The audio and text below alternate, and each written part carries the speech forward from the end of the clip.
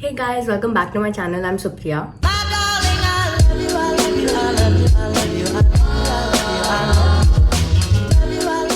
If you're new to this channel, then do subscribe. You must know that I'm a BCom honors student at SRCC and I scored 95.4% in my 12th boards exam. And since the new batch of 12th boards has already begun, so I am here to share some points which helped me score my dream marks. Just a backstory, when I was in my 12th class, I had only one goal that I want to top my commerce section. Like मेरे को ऐसा कुछ नहीं था कि मुझे 90% above चाहिए या 95% अबव चाहिए. मेरा बस ऐसा था कि मेरी फोटो न्यूज़पेपर में आ जाए स्कूल के and I top the class. That was the only thing which I wanted. चाहे वो 80% मार्क्स आने पे हो जाता या फिर 90% मार्क्स आने पे हो जाता, my only goal was that and I started working towards that. But you guys must know that competition इतना हाई हो चुका है हर जगह. SET, CUET, JEE, NEET, class 12, CA, ACCA, CFA etcetera. CA के बारे में तो मैं बताती रहती हूँ, but most of the students might have heard about ACCA also. And if any one of you guys are thinking to prepare for ACCA, then आपने ये भी देखा होगा कि उसकी कोचिंग की fees is not at all affordable. But ये trend को ब्रेक करने के लिए फिजिक्स वाला has launch their ACCA course batches. This is the new batch for skill, knowledge and professional level.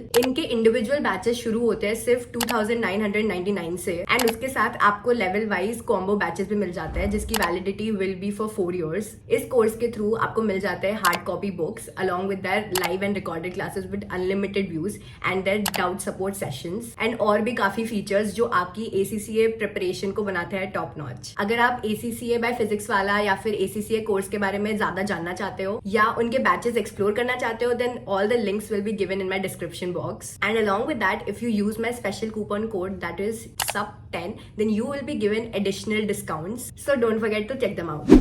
Now coming back to the video, I will be sharing some tips which helped me score good marks. But just keep in mind that I did not score these marks by just studying in the end of the days. I scored those marks because I started studying regularly from the start.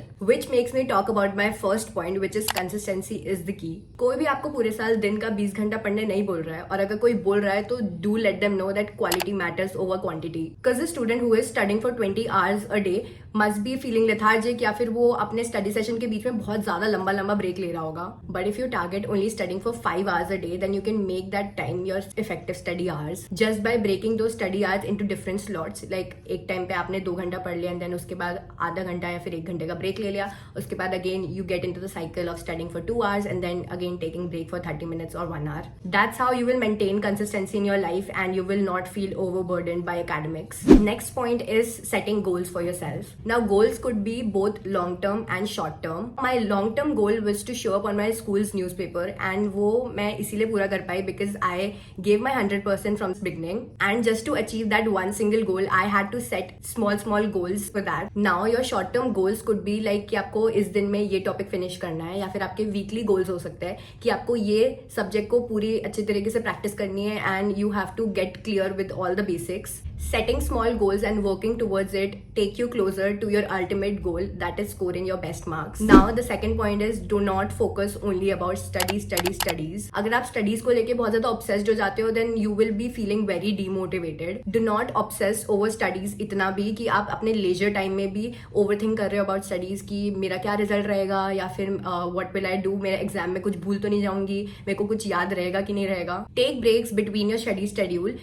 For example, take up a sport या फिर आप अपने दोस्तों के साथ बाहर चले जाओ, थोड़ा बहुत चिल कर लो उनके साथ and then get back on track. When I had my leisure time I used to go and play badminton, या फिर मैं कभी कभार अपने दोस्तों के साथ वॉक करने चली जाती थी and that's how I felt very energised getting back to work. Now let's talk about how to study. The technique to study will vary from student to student. Of course school में तो पढ़ाई होती है, but apart from school studies there are students who prefer self study, या फिर कुछ students होते हैं जिनको ट्यूशन जाना पसंद है, कुछ students actual like proper coaching लेते हैं.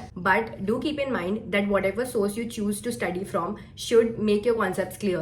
Like I was going for tuitions for accountancy and maths, and both the teachers, like accountancy की अलग थी and maths की अलग थी, but both the teachers were excellent and they helped me clear all my doubts. But if you cannot afford going to tuitions or coaching, then YouTube is the right place for you. 12 boards के लिए तो literally बहुत सारे channels है. For example, Sunil पांडा, रजत अरोरा, शिप्रा मिश्रा, अड्डा 24/7. And such बताओ तो कुछ बच्चे ट्यूशन और स्कूल जाने के बाद भी आके YouTube से ही पढ़ते हैं. There are literally endless sources to study from, you just need to have it in you कि आपको पढ़ना है, एंड आप फिर उसके बाद ऑप्टिमली यूटिलाइज करो all the study material which is free of cost for you. Next point is know your strengths and weaknesses. This is a very important point which should be known by all of you. It is hard to accept the reality but you must give a reality check to yourself. Reality check in the sense कि आपकी क्या weaknesses है and क्या strengths है. When I was preparing for my boards मेरे को पता था कि मेरी वीकनेस इज इंग्लिश. जितना भी मैं अभी थोड़ा बहुत फ्लुएंट साउंड करती हूँ इंग्लिश में, I was not this when I was back in 12th. My comprehension questions were very weak. Along with that I was also weak at probability, but what I was good at was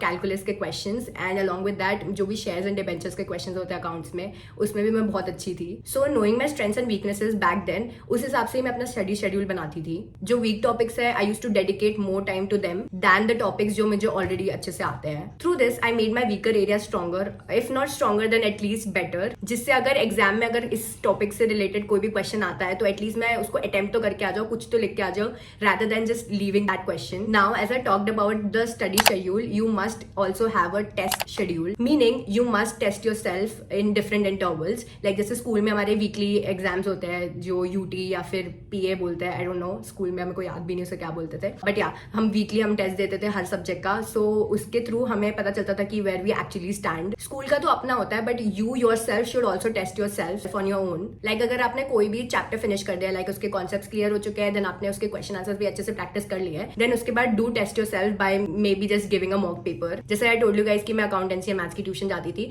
तो वहाँ पे my teachers used to take my regular test. जैसे उनका कोई भी chapter वो finish करा देती थी, उसके बाद उसके 1-2 दिन बाद they used to take test, and वो ऐसी चेक करती थी जैसे हमारा एक्चुअल एग्जाम हो. तो उससे हमें पता चलता था कि हम एक्चुअली में कहाँ स्टैंड करते हैं, हमें कितना आता है, कितनी और प्रैक्टिस चाहिए. टेस्ट वगैरह देने से you even time your self कि इस क्वेश्चन में इतना टाइम देना चाहिए, एंड यू इवन नो कि ये इंपॉर्टेंट पॉइंट्स है जो आपको लिख के ही आने हैं. अगर ये छोड़ दोगे तो इसमें मार्क्स नहीं मिलेंगे. And the major important tip for you guys is to do writing practice. You must be wondering while reading a question, आपके दिमाग में पॉइंट्स आने स्टार्ट हो जाते हैं कि अच्छा मैं ये लिखूंगा, मैं ये लिखूंगी, ऐसे करके. But when you actually start writing the answer, आप पूरे ब्लैंक हो जाते हो. आपको समझ नहीं आता कि ये पॉइंट लिखना है, ये कैसे इसको फ्रेम करना है आंसर को. You know everything but you are unable to jot down your points, and this is only because of the lack of writing practice. And उस चीज का क्या ही फायदा if you are not able to express your points on your paper. इसलिए make a regular habit of doing writing practice, चाहे कोई भी थ्योरी सब्जेक्ट हो, चाहे कोई भी प्रैक्टिकल सब्जेक्ट हो. सारे स्टूडेंट्स बीएसटी में परेशान होते हैं कि इस चीज को कैसे लर्न करें, ये इतना सारा सिलेबस है,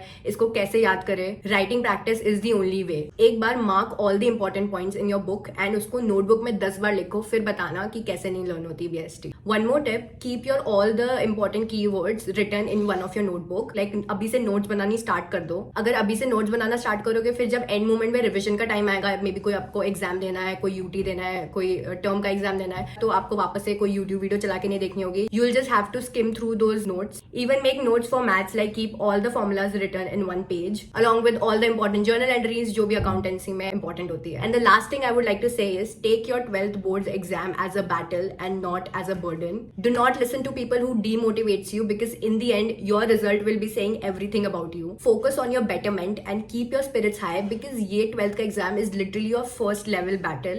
इसके बाद तो और भी बहुत सारे कॉम्पिटेटिव एग्जाम्स देने हैं. ये तो अभी बस शुरुआत है, और अगर आप इसी में अच्छे मार्क्स ले आए ना with maintaining the consistency and discipline, then आपको आगे जाके भी दिक्कत नहीं होगी. So that was all from my side. I will keep coming up with more helpful videos. I will see you guys super soon in my next video. Till then, take care. Bye.